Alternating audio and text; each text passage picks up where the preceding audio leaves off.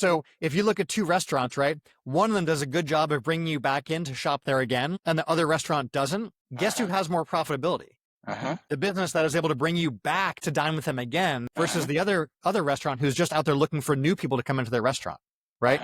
So as soon as you get that loyalty, as soon as you're able to establish a customer relationship and build on it over time, the more profitability you have. That customer lifetime value is massive, right? So when we know how to calculate our customer lifetime value, and the equations to this are really simple. I lay this right out at the beginning of the book, right? As soon as you know how to establish that, right, you can now track this metric over time, and all the strategies I cover come down to increasing that customer lifetime value, right?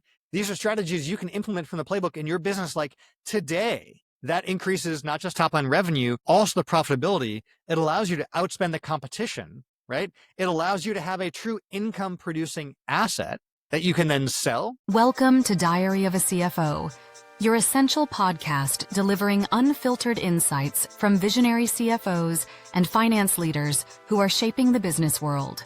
Here, we combine powerful storytelling, strategic mastery, and cutting-edge financial insights to empower your growth. Explore real-world successes and explore accounts of challenges, wins, pivots, and strategic turnarounds. Get deep financial insights required to navigate today's complex business ecosystem with confidence and clarity. Gain exclusive access to top finance minds and learn the strategies driving innovation, financial agility, and growth mindset leadership. Diary of a CFO, inside the modern CFO's mind, real stories, real strategies, future finance. Don't miss out. Listen, subscribe, and join the conversation today. We're live, ladies and gentlemen. You're once again welcome to the King Dems Podcast. And today I've got with me fighting out of Silicon Valley, Jeremy, the real Ben Shapiro. How are you, Jeremy? I'm doing fantastic. Thanks so much for inviting me on. I'm excited to be here. I got Jeremy Ben Shapiro, Exactly. legendary author. Wow, how are you? How's Silicon Valley? What's happening? What's happening in your end of the weeds? Because here in London, England, it's quite hot. And of course, man, it's hot. It's really, really hot. And of course, we're going to make it hot on the podcast today. Yeah. This is two brilliant minds colliding to create intellectual fire. So are you ready to rock and roll? Let's rock and let's roll. I appreciate your body of work. Actually, you have a forthcoming book, and that's going to be forming the bedrock of our conversation. And what even makes me appreciate you more is that sync between yourself and myself. My book is on entrepreneurship. Your book is also on entrepreneurship. And the theme of this podcast basically is scaling beyond hustle, entrepreneurial freedom, and strategic growth. Strategy is very, very important, in everything that we do in life and in business, right? But let's get to meet the real you beyond the books, beyond your LinkedIn profile. Who is Jeremy, and how the experiences you have growing up shape and form you into who you are today? Nature and nurture. Love it. When I look back at those common threads that weave their way through our lives, right? I see I've always been a builder since, my earliest memories of childhood, loved Legos and always building and creating, to, earliest businesses, to projects in between those two times, right? Everything was always about creating and building. And I didn't realize I was an entrepreneur when I became an entrepreneur. And I didn't realize until later on that It all my hits you. businesses over these decades were really in the service of fellow entrepreneurs. And entrepreneurship is just so powerful in the freedom it creates and the optionality. And I wouldn't be where I am today if it weren't for the opportunities that entrepreneurism and entrepreneurship provide. And that came from being a builder and a creator my entire life. A builder. That's this thing with engineers, builders, or architects. You tend to have like this structured mind. And I appreciate a structured mind because I am an entrepreneur. And like you said, persons that are neurodivergent persons, living with ADHD tend to form very good entrepreneurs. But you need to find a way to bring structure to that unstructured mind. Of course, the unstructured mind is highly artistic, right? And entrepreneurship is an art and a science. But achieving that balance of the art and the science is what helps you to achieve success. And I know that even beyond the words that I've spoken, we both know what we're talking about, right? So talk to me about that balance. Your origin story when we talk about your pursuit of entrepreneurial freedom, you experience that passion, igniting the passion, right? With your early ventures, like college kid computers, all of these things that shaped your philosophy along the way. But talk to me about that balance between, the art and the science. Yeah, so I've always been like what I like to call a dot connector, right? I see the pattern. We all remember the kids' activity where it's a page full of dots, right? And maybe they've got numbers and you've got to connect them. And then at the end of it, you end up with, this really cool picture. So as a dot connector, like I always see those dots and find the pattern of the way that they can connect. So like when I facilitate mastermind groups or work with groups of business owners, right? You see the commonalities or the patterns in individuals over the course of their business. And that's not something you can see from the inside. I remember I was out for a friend with him. I was out for a run with a friend of mine, and he's a more experienced runner than I am. I far more identify as a cyclist than a runner, right? But he's much more a runner. So as we're getting towards the end of the run, he looks over at me and he says, "Oh, Jeremy, your core is collapsing," and I have no idea what he's talking about. And so I'm like, what do you mean, my core is collapsing? And he's like, no, like, adjust your posture. So from me and myself not able to see myself, I tried changing my position. I sort of stand up a little more straight, tilt the hips forward. And he's like, no, like, drive from your glutes. I'm like, okay. So I'm trying this, but not able to see it. And he gives me a few course corrections and I can't really feel the difference. But then he's like, yeah, there it is. That's the right form. And it's not something that I could see myself, but I was only able to get from that third party perspective. And so when I work with business owners and I see those dots, I'm able to connect those dots in ways that they can't. And that all comes down to the patterns, right? And then at this meta level of seeing this across many businesses, we get the frameworks. And so the frameworks are what I'm able to help a business owner out with by taking a proven strategy or process and helping to implement that in their own business. Because we all have that, like you said, that creative, that artistic side we want to create. Right. But without the structure, we just have creativity, but not a lattice work to build from and not a structure or foundation we can create a true business around. And that's where those frameworks are really, really powerful. Speaking of frameworks, I've been privileged to be a chartered accountant, or you guys call it CPA in the US, working with the global big four accounting firms, PwC, KPMG, and the very large part of the work that we do is based on structures, it's based on frameworks, based on methodologies, right? And even when you look at the what are the called again? The accounting standards, right? That we use. They're based on conceptual frameworks. That's like the fundamental basis of what determines the accounting standards. Both the international financial reporting standards, the US GAAPs, the UK GAAPs, wherever accounting can be territorial, but they are formed out of frameworks, right? Now, when it comes to building a business as well, right? It is formed out of frameworks. The frameworks form the science that merges with the art. Now, the soft skills form the art, right? And that's why I very much appreciate a firm like PwC. And I told my colleagues, these guys have given you the cheat code to succeed as a professional and an entrepreneur. They have this 5 criteria professional framework. And what is it? Whole leadership, business acumen, global acumen, which is ability to work with cross-functional teams, technical competence, and building relationships. And they gave you this thing. Just internalize it and you will see the beauty of how it comes together, right? When it comes to this framework, you need to combine the finance, right, with the leadership. And, let's say mixing the marketing, right? And it starts to come together. But let's talk about the financial aspect.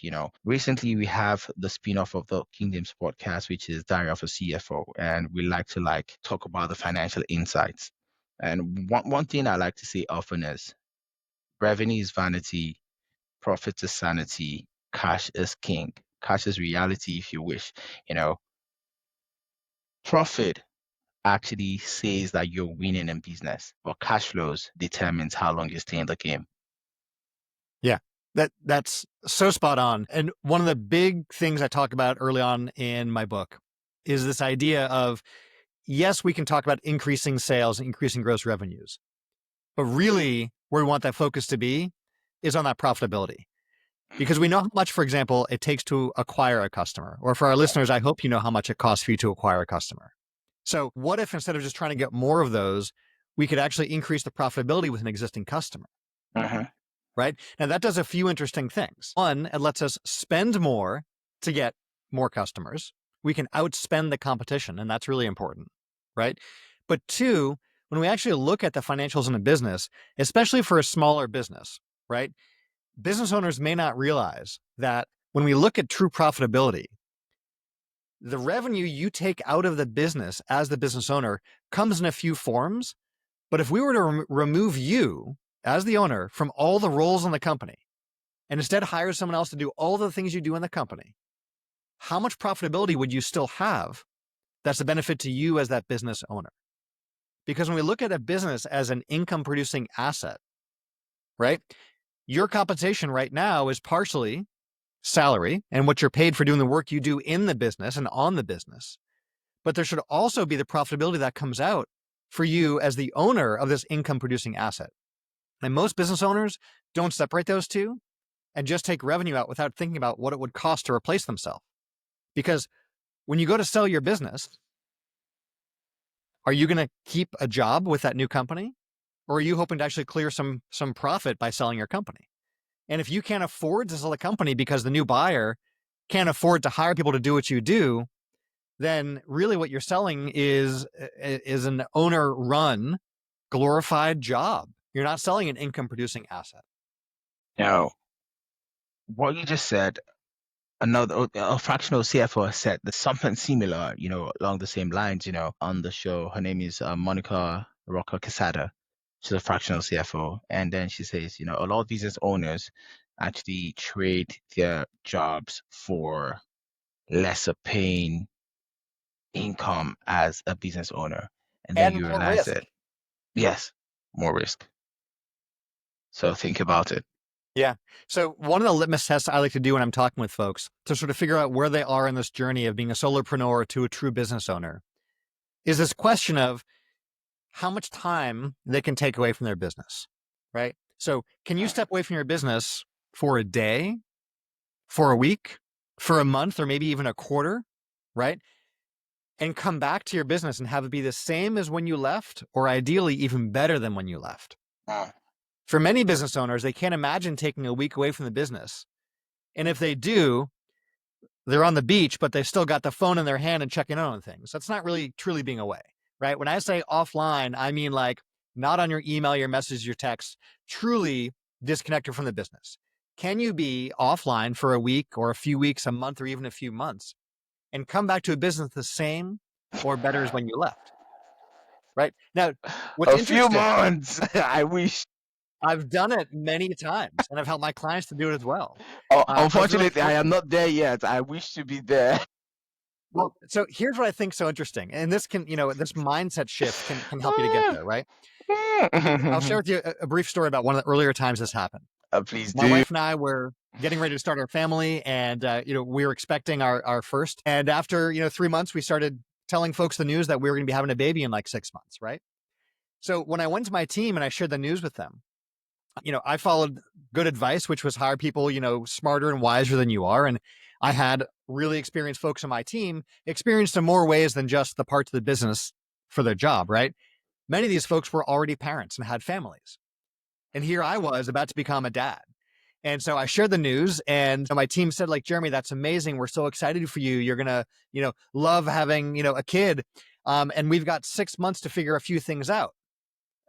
And, here I am thinking about taking care of the nursery and, what to do about being a dad for the first time. And they were talking the business side, right? They said, Jeremy, we've got 6 months to figure out, these systems, here are the hires we've got to make and here are the systems that we need.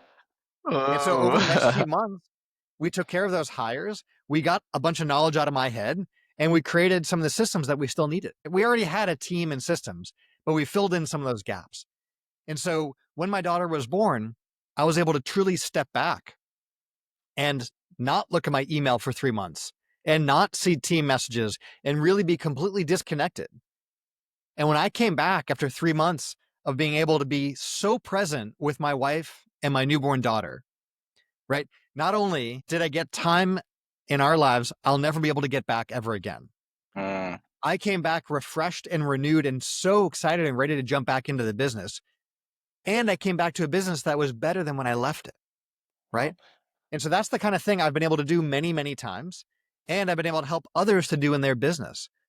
Because when you have not just the financial freedom to take the time away from your business, but you have the systems in place and the people in place to run those systems, well, now you've got a business that is truly able to support and take care of you. And that's far more than just a JOB. Exactly. Very, very true. But I'm quite curious, like, at that time, for how long had you been running the business? Yeah, good question. So I have to do some quick math. So one of those businesses I'd had in place for 4 years. Another one of the businesses was at 7 years. And then one of the businesses much, much longer. So no, the businesses have been around. None of those were like a startup from, 2 months ago, right? These were established businesses with a team in place, with systems, with structure, with all that, right? This was not, the day two of a new business. Exactly. They say Rome was not built in a day. So for example, myself speaking to you, I'm a young CEO, right? Still in the early stages, of entrepreneurship. And I know that there are other people like that as well in the audience, right? Also listening to us in the early stages, their first year or second year of doing business. Sometimes people beat themselves up like, oh, how come I've not been able to achieve this, right? And that was the rationale behind that question. For me, I'm self-confident and self-esteem intact, right? And that's why I'm able to relate with persons like yourself. But sometimes we also need to think about, the audience, right? And I've seen people beat themselves up because they're not achieving results that they haven't yet worked, for. So here's the interesting thing with that, right? Like, if we're talking 2 years in, I mean, by 2 years in, I hope you figured out who your market is, right? Exactly. And what your product is and how your messaging is matching what you have to your market. And you've dialed a bunch of that in. One of the mistakes I see earlier founders make is creating this perfect product that never ships and that never gets test marketed past their customers, right? So, I'll share with you a really recent example is even in this whole, book publishing process, right? There's this idea of you can create this perfect book that takes years and years to perfect and ship it and then hope it works out, right? And I've taken a rather different approach, right? So this is this whole idea of like writing in public, working with beta readers and getting your messier first drafts out there, writing in public, getting feedback early. Because do you want to find out about what was confusing or difficult or challenging for your readers, like after you've shipped the book, or do you want to figure that out early? So I've been really intentional about getting this early draft. Second edition incoming. Right? It's what we would call like an MVP, a minimum viable product. And so I'm getting that feedback in. I'm addressing what's confusing. I'm hearing what people are loving. I'm covering the questions or the gaps that I didn't realize were there and dialing it in early. So now that the book is out there in the world, it's not being seen for the first time. It's been seen by my ideal Multiple reader. times. Yeah. And I've been able to incorporate that feedback early. So same thing whenever I've shipped software, right? We're getting beta testers in early, getting that feedback in early. And wouldn't you know it, when I've launched my SaaS businesses, on day one of launch day, I've already actually had customers and users and feedback and incorporated that. So on day one, we have revenue coming in the door. Every single one of my businesses I've launched has launched cash flow positive from day one for a reason, right? That's all around that MVP and shipping the smallest increment you can that will still bring value that your customers will pay for. So always look to get that MVP, get a cash flow generating business early, and then incrementally improve on it from there with feedback from your ideal customer, not from the public at large, but from your ideal customer. That really makes a difference.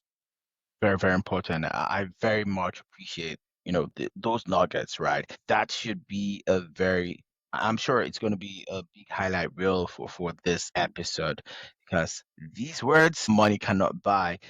You have to take this very, very seriously. And this is coming from a place of how much importance I place on what you have just said. It's important to have iterations, right? And I always say this thing, it's important to learn from failures. Fail and fail fast. Yeah. You have to fail smartly as well. Yeah. But yeah. Very, very fast. Fail forward. Yeah, fail forward. Yeah, we want the fast iterations. Look, not every experiment we do in our business is going to follow the hypothesis we had, right? So when we talk about failing, we're not going out and seeking a, catastrophic failure, right? So we're not saying go jump off a cliff because that's a failure. No, we know how that's going to end, right? So the idea is you're making bets. You're experimenting. You have an idea of what might work, and you're not afraid to try it. And you're okay if it doesn't work because you can learn something from that. And you just said another way is not going to work. You just said another way is not going to work. Well, what a great way to segue to the next session I have for you. Plateau breaking insight, right? In your book, you emphasize overcoming stagnation, but can you share a time where your own business hit a growth plateau and unconventional strategy that you unlocked new momentum with? Yeah. So a lot of the strategies, almost all the strategies that I have in this playbook are strategies I've either used in my own businesses and very often with clients that I've worked one-on-one with or on group settings with, right? Like this is the playbook, the culmination of decades of finding things that don't work and really distilling down to the strategies that do make a difference, right? And fundamentally, all of our businesses at some point stagnate or plateau, right? Growth typically happens following these S curves, right? You have sort of this flat, maybe gentle growth, and then that idealized hockey stick, right? That up and to the right growth we're all looking for. But what most folks don't realize or don't talk about is that hockey stick doesn't go on forever. At some point, it really is an S and flattens. So when we know that, when we can expect that plateau to come at the top of that S, we can start to stack those curves. So the tail end of one growth curve is really the bottom of the next growth curve, right? So it's not about being surprised that the stagnation happens. It's about anticipating it and knowing what to do next. So I've seen this firsthand in some of my businesses, right? And our listeners, you can probably relate. What worked for you before, right? Maybe it's a lead source or a lead channel, right? Or a product suddenly stops producing. So for one of my businesses, this was in earlier days of Google pay-per-click advertising or PPC, right? We started running some ads. And we'd find that we'd spend $1 on ads and we get about $4 in new business. That's great. That's a phenomenal return on your PPC dollars. So, we started ramping up our ad spend. And as we ramped up, we found that went down from like $1 of ad spend would get us like $2 to $3 in new business. It's still ROIing well. That's still good. I'm still happy with that, especially because we've scaled that up. Right. So we continued doing this and it got to the point, we'd gone from like $20,000 a month in ad spend to I think about $40,000 a month in ad spend. And right around there is where we started to see the break even of we'd spend $1 and get $1 in new business. Right. So like for some of our listeners, you now might think that's crazy, but keep in mind that was in new business. That wasn't total customer lifetime value. So we knew that the dollar we spent today would get us $1 in new business, but then the following month, many of those customers would again spend more with us. So we were still okay with it. But here's where the big mistake was. At some point, we got distracted by other parts of the business and we stopped managing our ads.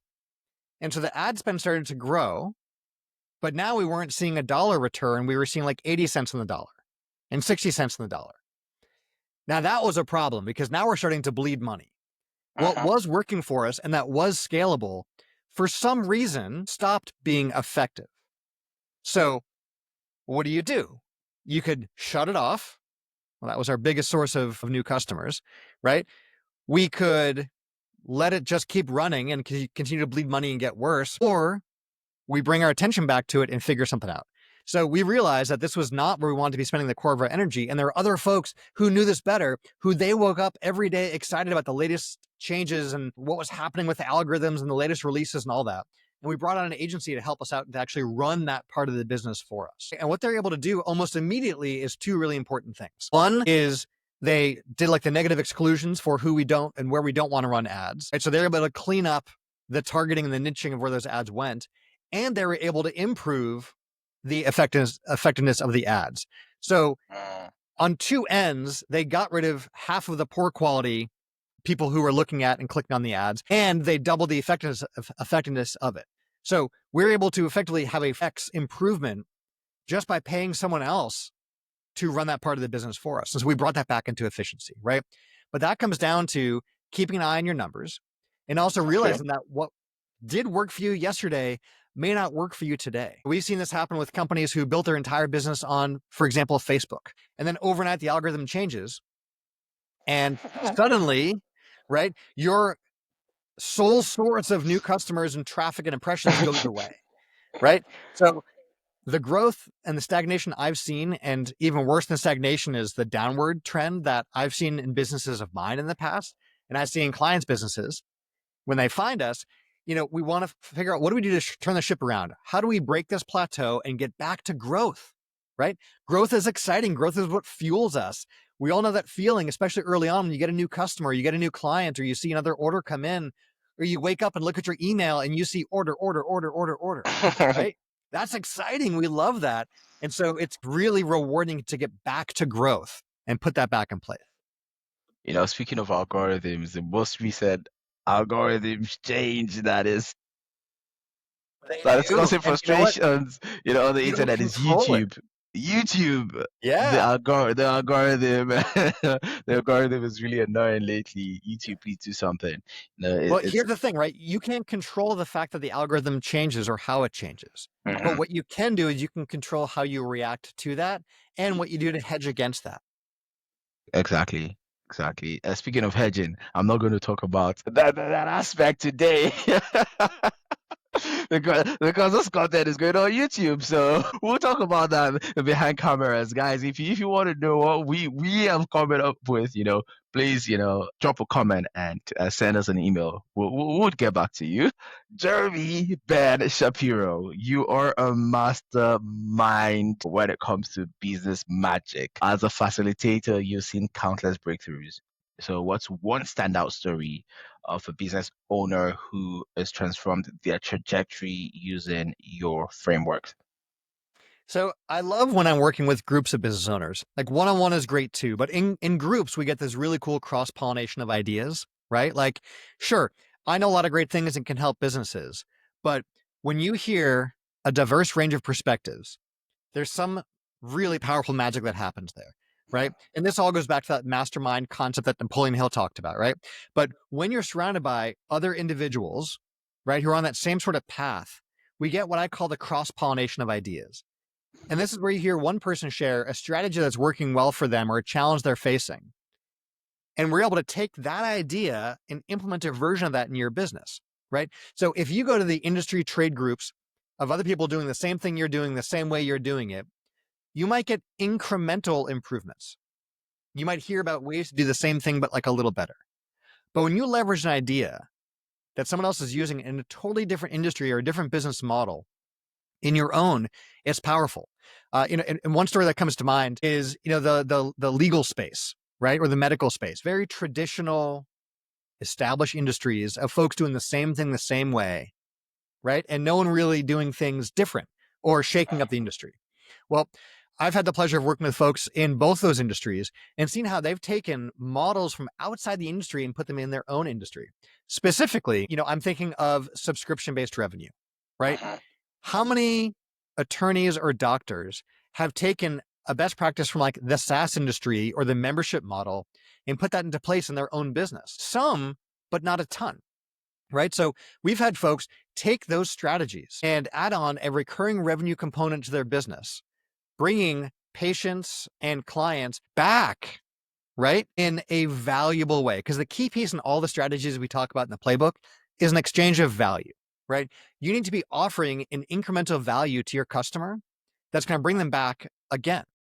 Exactly. We've all experienced challenges in working with our attorneys and our doctors and so on, but isn't it great if you had an established relationship with one, right? And you had a way to get ongoing information, education, and services from them in a way that brought more value proactively than just reactively, and took it from being a transactional to a recurring transaction relationship. So those are some of the breakthroughs we've seen that have changed entirely an existing business. And it's been powerful for those business owners. I very much appreciate what you talk about, the value exchange. And it's something I've said several times on this podcast, that first degree in economics taught me that money is a store of value and people would exchange value for perceived value. Yeah. So it's funny. Sacred. You and I have talked in previous conversations about this idea around, all the different things we pay for, the recurring transactions we see on our credit card statement, right? Well, if you think about the things you happily pay for, you don't think twice about paying for, right? They bring you so much more value than you pay. That business is happy to have you as a customer, and Like you my are AI thrilled to be a tools. customer of theirs. Contrast that with what are the bills you hate paying? The bills that you resentfully feel you're being taken advantage of. I'm telling you. We've got those too. So I want to block my card because of those kind of bills. Yeah. So if a company is built on taking advantage of customers, right? That's terrible. We think about, I recently got rid of one company that every few months they would just increase the price a little bit. They brought me no additional value. They just No did it additional because, value. They just keep increasing the price. I'm yeah, like, because okay, they know the cost of change is high, once I block that card, I hope you can take more money from me. right? So whereas we think about the companies that raise their price and we say, please, right? Take my money. You're so valuable. So you want to be in that latter category. So all the strategies I talk about have ways for you to generate incremental revenue within your business. And most of the strategies are not around going out and finding new customers. It's actually working with what you've got, right? You have a business, you have a flow of customers, and you can do so much more, right? But all of them still come down to providing additional incremental value. There's a story I love around this. I was working with a business owner, and he was in the wealth advisory space, right? So financial planning and such. So he was looking at putting a conference together, and thinking about who are the speakers would be that his clients would want to learn from. And so he did something smart. He put out a survey and asked folks what speakers and topics would be of interest. Well, what was interesting is everyone was more interested in the venue and where they'd be going and what they'd be doing. And so he ended up putting on a cruise. And so he invited his clients to come out and hop on a cruise, and there were going to be some speaking sessions. Well, wouldn't you know, what folks really wanted and the real value they got was not from those speakers and the topics and workshops, but from the other folks like them who they got to hang out with. Because when you're one of his clients, being with people like you learn a lot. And that's actually really, really valuable. And so afterwards, he was surveying, his clients who paid to go on a cruise with him, right? And asked for feedback. And a big chunk of the feedback he got was like, we love that you only work with folks at the $1 million net worth and higher, and it's cool to hang out with some of those folks. But like, having this net worth over 5 million, like these folks with the $1 million net worth, like I don't want to hang out with them as much. I don't learn as much from them. I want more people like me at the $5 million net worth and higher. So he's like, okay. And so the next year he puts on another event for just the folks at the $5 million net worth and higher. And he's like, great, I've niched, I've split this out, and I'm charging more, but offering higher value to those folks. And so afterwards, he had a survey that went out. Wouldn't you know it, he heard back from folks who were saying along the lines of like, look, it's great hanging out with all these folks with the $5 million net worth and higher, but like, I really want to be with more people like me at the $20 million net worth and higher. And he's like, oh, geez, okay. You have a stratification. Another tier, right? It's the stratification, right? So it's not a matter of him saying, how do I charge more and extract more money from my clients? He was creating a more exclusive and higher value experience that a segment of his client base was delighted and happy to pay to be a part of. So there was real exchange in value there. So of course, he does better with a niche of his group of his customers, but those customers themselves also get more value.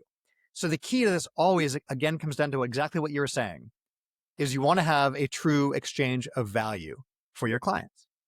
That's exactly. Perceived value, you'll be happy to exchange that money. We spoke about failure earlier, right? And failure serves as fuel for a person that has a right growth mindset. I talk about this podcast, the King Dems Podcast. 3 values were set out. That is growth mindset, leadership, and business insights. That is what this podcast is about, right? And part of a growth mindset is adapting and adopting failure to achieve success. And you rightly said it before, right? You need to feel smart, not like you setting out to fail, because if you fail to plan, you plan to fail, and vice versa, right? So you are a cyclist. You even mentioned you gave yourself away earlier, right? And one thing that cycling teaches is resilience. I did cycling in university, so I know, brother. I used to ride the mountain bikes. And, it's crazy with the mountain bikes, but trust me, bro. You guys are crazy on those mountain bikes. I'm a roadie, man. Those mountains are terrifying. The mountain bikes, especially when you're going downhill, brother, if you pick the wrong course, no thanks. You're gone. No thanks. This is why I stick to the road. So there was a time I took the wrong course and I had an injury, brother. I started, riding on the road, man. We talked about failure before. You're not seeking to go over the cliff, right? Like cycling actually teaches resilience, So what would you say in terms of business failure? Like, what's a business failure that became a foundation to your approach to business success today? Yeah. So, man, there's so many. One that stands out to me is like we talked about taking our eye off of the metrics that matter in our business before, with the lead generation that got way more expensive than it should have been. But I think communication and leadership is a big one too. I think back to one of my earlier businesses, and we were growing, and so I was hiring staff, and so it went from, when I started it, me being the account manager and taking care of all new clients and existing client relationships, to at a certain point bringing on an account manager to handle that. So to account for that, we raised our prices and we brought on a new person kind of all at the same time. And I did a crap job of communicating that. I basically, in the same email, an email to customers, I let them know that the prices were going up and they had a new point of contact. And Mike dropped it and walked away and thought that would go well.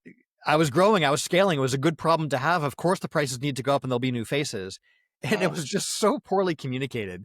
I look back at how young I was then and how inexperienced, and realized how much better I could have positioned that, how much better I could have communicated that, and how I could have positioned that as a huge positive for everyone, and maybe disconnected the rate change from the new face and the new relationship. So communications on these things is really, really big. None of us like hearing from a company that prices are going up, but there are companies that position it well, right? And they share the additional value add. And in fact, raising prices is one of the strategies I talk about in the book, right? And there are ways to communicate that poorly and ways to communicate that correctly.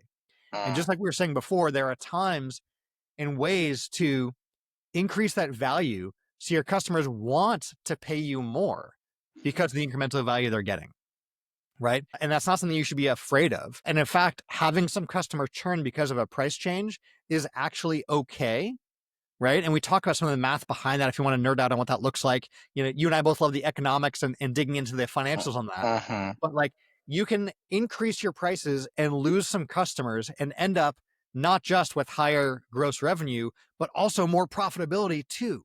So a price increase is not a bad thing when done correctly. And when justified. Yeah. Right. Let's talk about your playbook, your business growth playbook. Core formula, your book introduces 3 growth levers, right? Yeah. That is customers, average sale, and frequency. So why is improving just one often enough to transform revenue? So this is exciting. So in the book, the 3 main pillars we talk about are my FAQs to profit. Your 3 variables in your equation are the F, the A, and the Q, right? Doesn't matter what the variables are in any equation. When we're multiplying numbers together, we have a multiplicative effect, not an additive. And what do I mean by that? I mean that if you increase one of these numbers, right? Let's say you increase one of your variables by 10%. You're taking your previous numbers and you're multiplying that by 1.1. We're not just adding on 0.1, we're multiplying by 1.1. And so if you do that across your variables, if you have a 10% improvement on your F, your A, and your Q, you don't end up with a 30% improvement, right? Because it's not 10 plus 10 plus 10. It's 1.1 times 1.1 times 1.1, which is a 33% improvement, which seems small, but we're only talking a 10% improvement. But I think the best example comes from, you'll appreciate this, the British cycling team. Right? The British cycling team used to be terrible, right? They just didn't position or show up well in the world leaderboards, right? So they brought a new head coach to help the British cycling team. And what he looked for were these little incremental improvements. He looked at things like, well, what if, we prevent injury and prevent them from getting sick? How do we do that? Well, how about they just wash up before they eat meals, right? If that means they're sick, just a little less, and they get cold a little less frequently, right? That could provide just a little 1% edge. Great. What if we look at what the material is on their cycling kit? What if we look at the different aero positions? What if we look at the seat height and the stem length? And what if we look at, the interval training we do? And they were constantly experimenting, looking for these little wins, these little 1% improvements. But what if we copy from the playbook from Lance Armstrong? Well, we're talking about the British cycling team here, right? No, he went for bigger than a 1% improvement. We all know how that went. So under new leadership with the British cycling team and the 1% improvements, you have this 1.01, right? That's a 1% change times 1.01 again and again and again and again.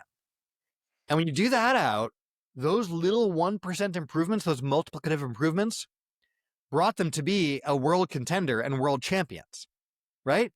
That takes someone from DFL, right, the last team, right, to being world champs. Little 1% improvements.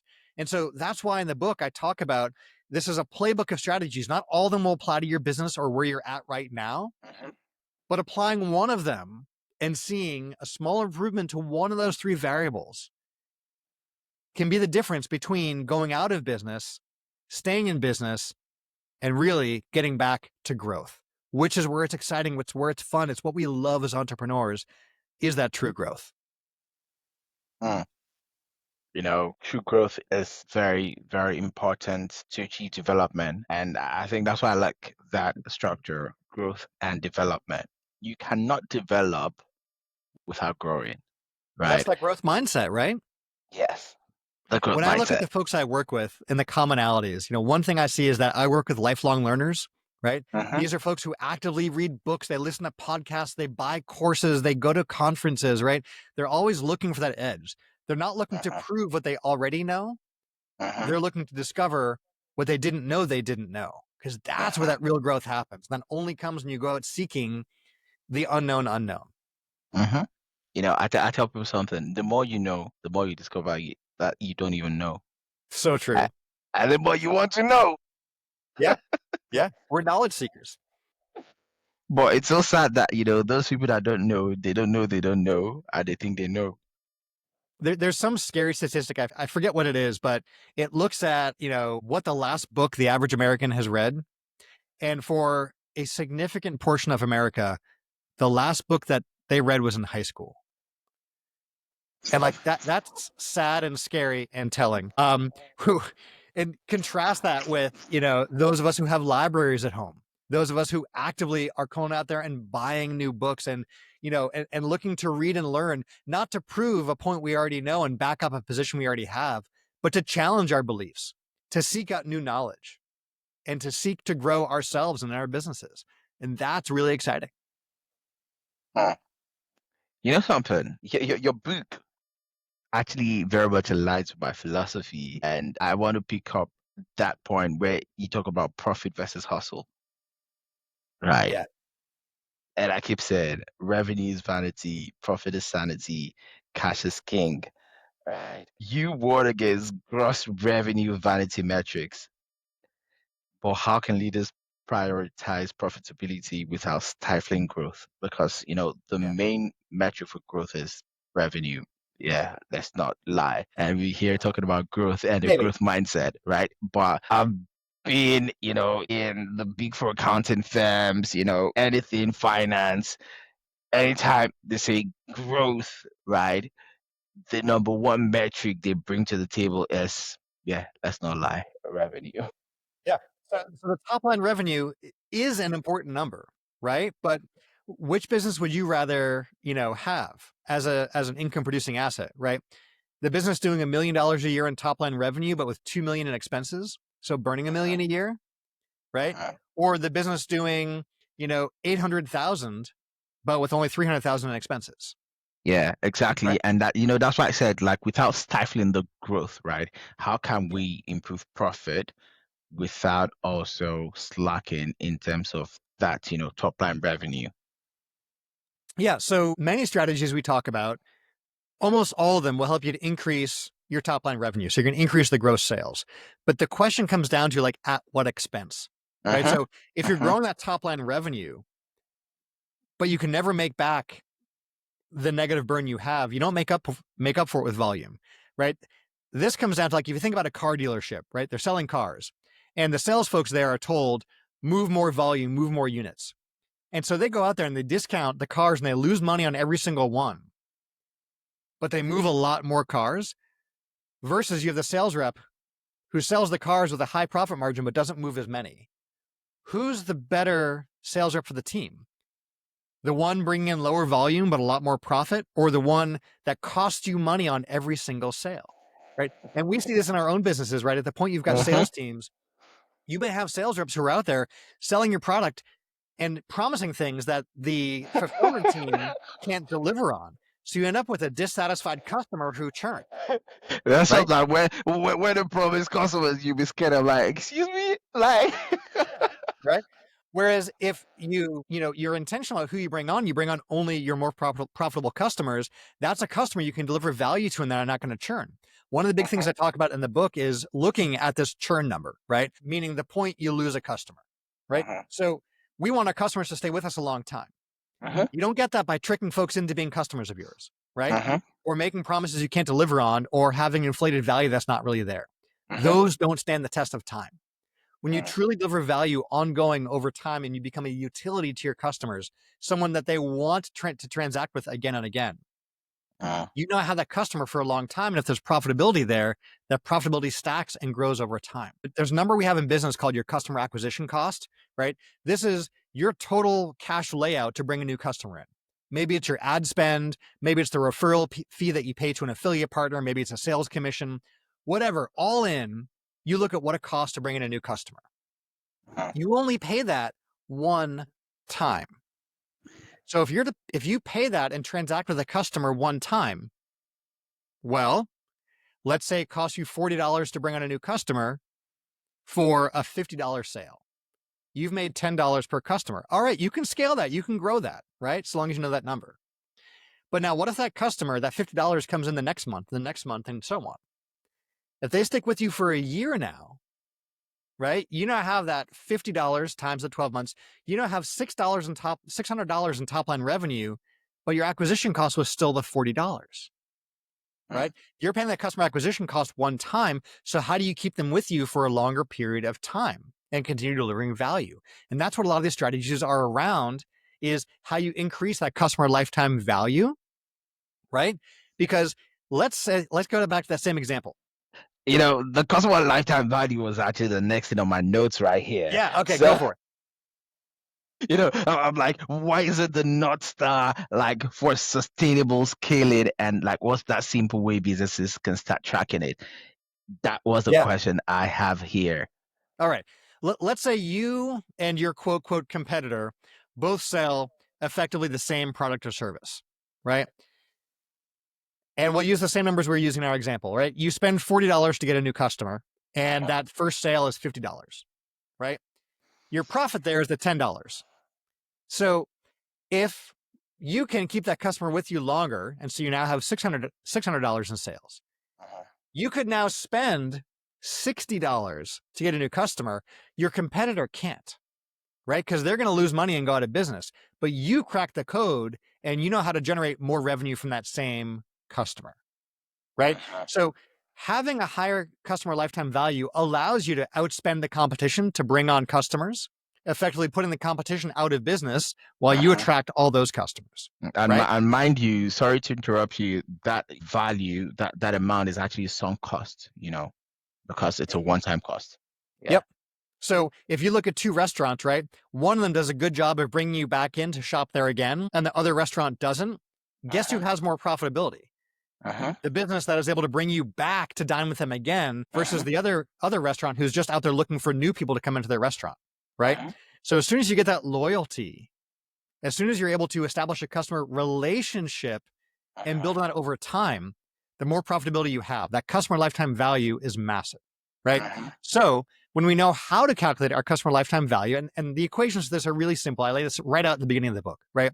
As soon as you know how to establish that, right, you can now track this metric over time, and all the strategies I cover come down to increasing that customer lifetime value, right?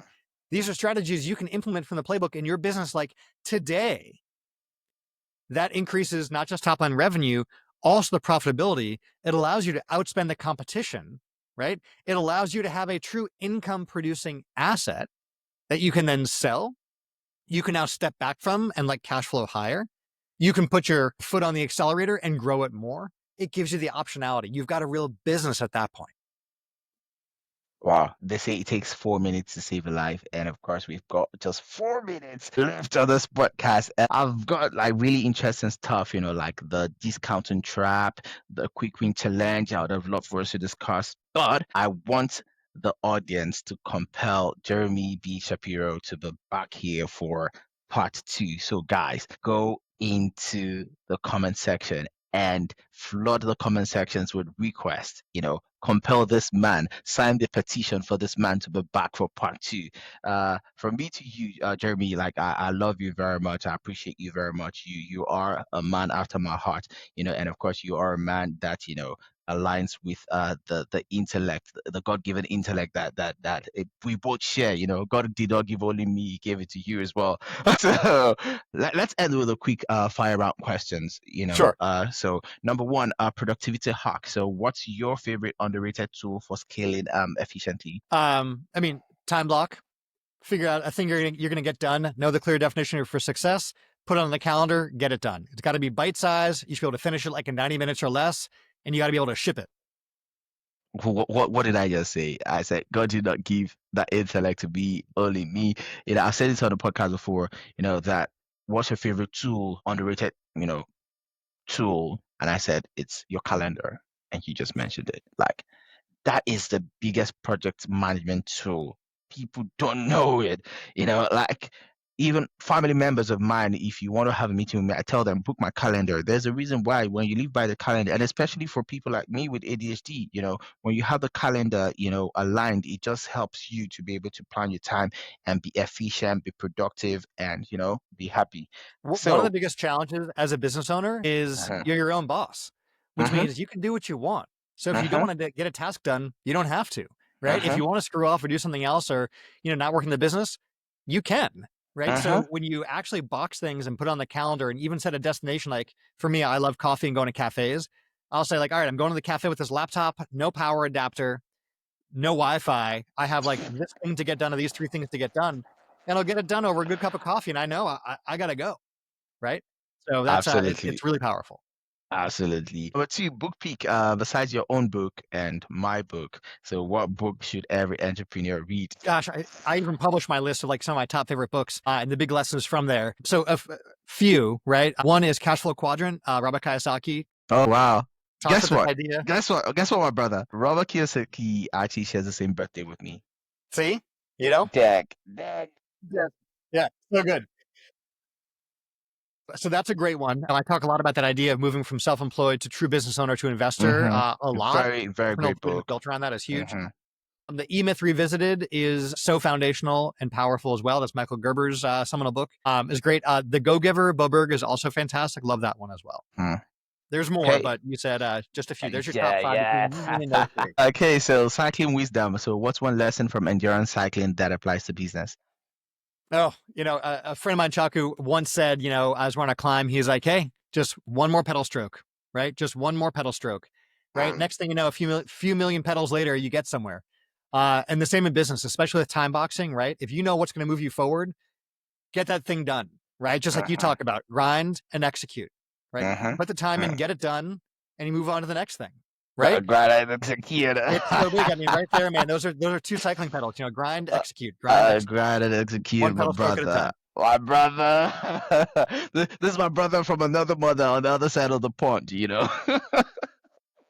So, vegan debates. San Francisco's best vegan pastry. Where do you stand? Oh my goodness, so many good options. There's a place in downtown Saratoga called Taizan. Their hours are terrible. I got talking about their business model, but when they're open, they are a French patisserie, but it's all plant-based pastries, and they have such an incredible selection of options. And right nearby, sometimes you'll find me, is Big Basin Cafe. They've got a ton of great vegan pies. Wow. Vegan. I've never met anybody from my country that is vegan, We eat a lot of... You have so many great vegan spots just right in London I've been to. I could... No. I mean back in Nigeria. Remember, I'm Nigerian British, bro. Fair. You do have some spots, but you just got to know, what to get on the menu.